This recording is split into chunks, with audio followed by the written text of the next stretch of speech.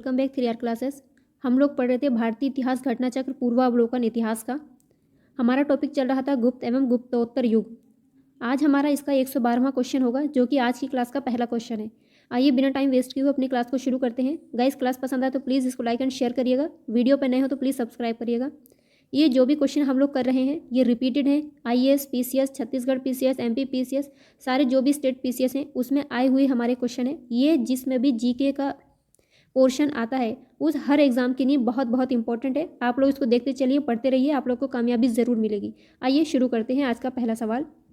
गुप्त वंश के पतन से लेकर आरंभिक 7वीं शताब्दी में हर्षवर्धन के उत्थान तक उत्तर भारत में निम्नलिखित में से किन राज्यों का शासन था? मगध के गुप्त, मालवा के परमार, थानेश्वर के पुष्यभूति, कन्नौज के मौखरी, देवगिरी के यादव और वल्लभी के मैत्रक। तो हमारा राइट आंसर इसमें हो जाएगा बी, क्योंकि इसमें क्या है, मगध के गुप्त थे।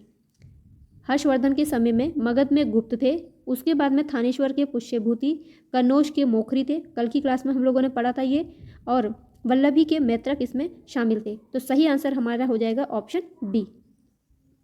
6ठी शताब्दी ईस्वी के मध्य तक शक्तिशाली गुप्त साम्राज्य के पतन के फलस्वरूप भारतीय राजनीति में विकेंद्रीकरण तथा विभाजन की प्रवृत्तियां प्रारंभ हो गईं। इस दौरान अनेक स्थानीय सामंतों एवं शासकों ने अपनी स्वतंत्रता घोषित कर दी। गुप्त वंश के पतन से लेकर आरंभिक 7वीं शताब्दी में हर्षवर्धन के उत्थान तक उत्तर भारत में निम्नलिखित राज्यों का शासन था। मगध के गुप्त थे, थानेसर या थानेश्वर के पुष्यभूति, कन्नौज के मौखरी और वल्लभी के मैत्रक। अगर पूर्व एवं पश्चिम का विभाजन न करके केवल उत्तर एवं दक्षिण का विभाजन किया जाए तो विकल्प बी इसका सही उत्तर हो जाएगा। अगला सवाल है, हर्ष के समय की सूचनाएं किसकी पुस्तकों में निहित हैं? जो हर्ष के समय की सूचनाएं हैं वो कल्हण की पुस्तकों में सम्मिलित हैं। कल्हण ने कौन सी पुस्तक लिखी थी? राजतरंगिणी। हर्ष के समय की विस्तृत सूचनाएं उसके दरबारी कवि बाणभट्ट की हर्षचरित से प्राप्त होती हैं। देखिए, बाणभट्ट की कृति किसकी है? हर्षचरित की। एक क्वेश्चन हमें यहाँ से मिल गया। इससे जुड़ी कुछ सूचनाएं कल्हण कृत राजतरंगिणी में भी मिलती हैं। तो राजतरंगिणी किसकी कृति है? कल्हण की। और हर्षचरित किसकी है? बाणभट्ट की। कालिदास एवं हरिशेन की रचनाओं में हर्ष से संबंधित किसी भी सूचना का उल्लेख नहीं है, क्योंकि ये हर्ष से पूर्व के काल के हैं। हर्षचरित नामक पुस्तक किसने लिखी थी? बाणभट्ट ने। हर्षचरित के नाम से हर्षवर्धन पर नहीं चले जाएंगे, याद रखना। हर्षचरित पुस्तक किसने लिखी थी? बाणभट्ट ने। हर्षचरित ग्रंथ की रचना सुप्रसिद्ध लेखक बाणभट्ट ने की थी। ये वर्धन वंश के इतिहास का प्रमुख स्रोत है। इसमें लेखक अपने समकालीन शासक तथा उसके पूर्वजों के जीवन व्रत का वर्णन प्रस्तुत करता है। हर्ष के साम्राज्य की राजधानी क्या थी? कन्नौज थी। चीनी स्रोतों से पता चलता है कि हर्ष एवं राज्यश्री कौन थी? हर्ष की बहन थी। दोनों साथ साथ कन्नौज के राज सिंहासन पर बैठते थे। हर्ष ने अपनी राजधानी थानेश्वर से कन्नौज स्थानांतरित की ताकि वे राज्यश्री को प्रशासनिक कार्यों में पूरी सहायता प्रदान कर सके। ये हर्ष के विस्तृत साम्राज्य पर शासन करने के लिए भी उपयुक्त था। सम्राट हर्ष ने अपनी राजधानी थानेश्वर से कहाँ स्थानांतरित की थी? तो ये कहाँ की थी? कन्नौज में। सम्राट हर्षवर्धन ने 2 महान धार्मिक सम्मेलनों का आयोजन किया था, कन्नौज और प्रयाग में। कहा जाता है कि हर्षवर्धन ने इन सम्मेलनों में अपना जो भी धन होता था उसका अधिकांश भाग को वो दान कर दिया करता था। अन्य धर्मों से महायान की उत्कृष्टता सिद्ध करने के लिए हर्ष ने कन्नौज में विभिन्न धर्मों एवं संप्रदायों के आचार्यों की विशाल सभा बुलवाई थी। चीनी साक्ष्यों के अनुसार इस सभा में 20 देशों के राजा अपने देशों के प्रसिद्ध ब्राह्मणों, श्रमणों, सैनिकों, राजपुरुषों आदि के साथ उपस्थित हुए थे। इस सभा की अध्यक्षता हुएनसांग ने की थी। साथ ही हर्ष के समय प्रति 5वें वर्ष प्रयाग के संगम क्षेत्र में एक समारोह का आयोजन किया जाता था। इसको नोट करिएगा, ये पूछा जाता है कितने साल पर किया जाता था? 5वें वर्ष में किया जाता था। कहाँ? प्रयाग के संगम क्षेत्र में एक आयोजन किया जाता था जिसे महामोक्ष परिषद कहा गया। हुएनसांग ने स्वयं छठे समारोह में उपस्थित था।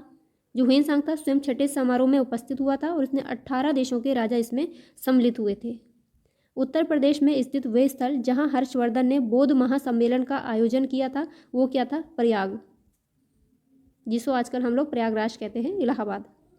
नर्मदा नदी पर सम्राट हर्ष के दक्षिणवर्ती अग्रगमन को रोका था पुलकेशिन द्वितीय ने। हर्ष की विजयों के फलस्वरूप उसके राज्य की पश्चिमी सीमा नर्मदा नदी तक पहुंच गई। इधर पुलकेशिन द्वितीय भी उत्तर की ओर राज्य का विस्तार करना चाहता था। ऐसी स्थिति में दोनों के बीच युद्ध अवश्यम भावी हो गया। फलतः नर्मदा के तट पर दोनों के बीच युद्ध हुआ, जिसमें पुलकेशिन सेकंड ने हर्ष को पराजित किया और पुलकेशिन सेकंड की ऐहोल प्रशस्ति एवं ह्वेनसांग का विवरण इस युद्ध के साक्ष्य हैं। तो याद रखना, ऐहोल प्रशस्ति किसकी है? पुलकेशिन द्वितीय की। निम्नलिखित शासकों में से किसने हर्षवर्धन को पराजित किया था? ये पुलकेशिन द्वितीय ने पराजित किया था। चालुक्य शासक पुलकेशिन सेकंड की हर्ष पर विजय का वर्ष क्या था? जो चालुक्य शासक था पुलकेशिन द्वितीय, इसने क्या किया था? हर्ष को हराया था और इसकी विजय का साल कौन सा था? 618 ईस्वी। पुलकेशिन द्वितीय चालुक्य वंश का शक्तिशाली राजा था। हर्ष की विजयों के फलस्वरूप उसके राज्य की पश्चिमी सीमा नर्मदा नदी तक पहुंच गई। उधर पुलकेशिन भी उत्तर की ओर राज्य का विस्तार करना चाहता था। ऐसी स्थिति में दोनों के बीच युद्ध अवश्यम भावी हो गया। फलस्वरूप हर्ष और पुलकेशिन द्वितीय के बीच नर्मदा नदी के तट पर युद्ध हुआ। यह भी पूछा गया सवाल है कि किस नदी के तट पर इन दोनों में युद्ध हुआ था? नर्मदा नदी के तट पर, जिससे संभवतः हर्ष की पराजय हुई। अल्टेकर का विचार है कि हर्ष और पुलकेशिन का युद्ध 630 से 634 ईस्वी के बीच कभी हुआ था, और इसका पहला कारण तो यह है कि बल्लभी का युद्ध 630 ईस्वी के पहले नहीं हो सकता। यह युद्ध उसी का परिणाम था। पुनश्च पुलकेशिन का 630 का लोहनारा से प्राप्त लेख उसके द्वारा पराजित जिन शत्रुओं का उल्लेख करता है उसमें हर्ष का नाम नहीं है, परंतु 634 ईस्वी का जो ऐहोल अभिलेख है, इसको नोट करिएगा गाइस, ऐहोल अभिलेख किसका है? पुलकेशिन सेकंड का। इस युद्ध का उल्लेख करता है। अप्रैल 2016 में भंडारकर ओरिएंटल रिसर्च इंस्टीट्यूट के अनुसंधानकर्ताओं ने एक ताम्रपत्र लेख के आधार पर यह विचार व्यक्त किया है कि चालुक्य शासक पुलकेशिन तथा हर्ष का युद्ध 618 ईस्वी में निश्चित किया जा सकता है। इंपीरियल गजेटियर ऑफ इंडिया में इस युद्ध का समय 620 ईस्वी के लगभग बताया गया है। अतः इस युद्ध का समय 618 ईस्वी मानना अधिक युक्तियुक्त है।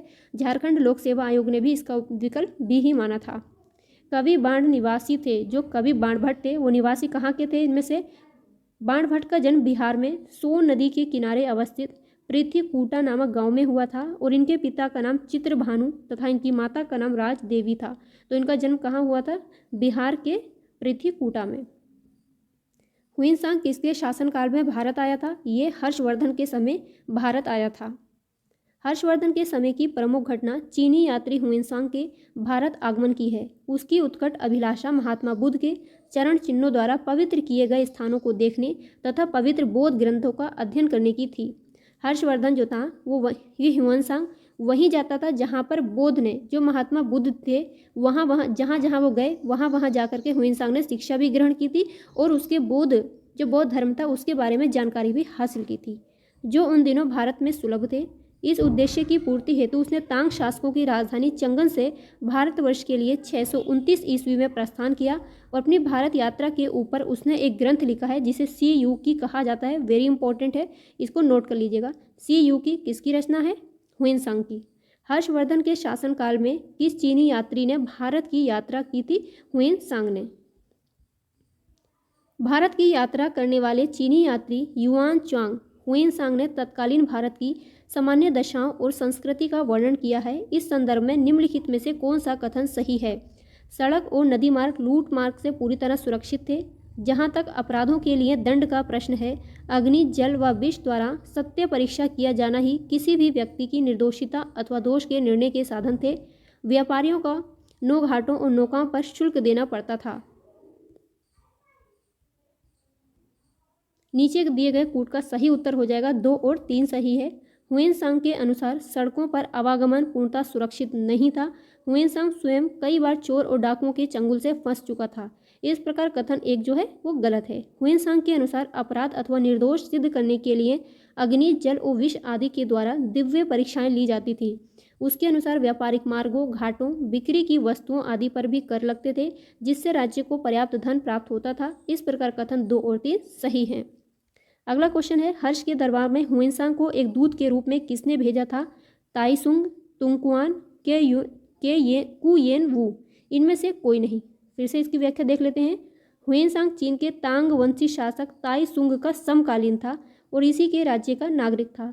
तुर्क आक्रांताओं के भय से ताइसुंग ने अपने नागरिकों के लिए पश्चिम में विदेश यात्रा पर प्रतिबंध लगा रखा था। ह्वेनसांग ने तान शासकों की राजधानी चंगन से स्वतंत्र रूप से, ना कि दूत, वो एक दूत के रूप में नहीं आया था भारत, बल्कि स्वतंत्र रूप से भारत आया था। भारतवर्ष के लिए 629 ईस्वी में प्रस्थान किया। लगभग 13 वर्षों के बाद 13 वर्षों के भारत प्रवास के बाद वे जब वापस चीन पहुंचा तब सम्राट ने उसके कृत्यों के लिए उसे दंडित करने के बजाय उसके स्वागत किया और उसे अपना आध्यात्मिक सलाहकार नियुक्त किया था, क्योंकि प्रतिबंध लगाने के बाद भी वह स्वतंत्र रूप से भारत की यात्रा उसने की थी। ह्वेनसांग की भारत में यात्रा के समय सूती कपड़ों के उत्पादन के लिए सबसे प्रसिद्ध नगर कौन सा था? मथुरा, जो उत्तर प्रदेश में है हमारे।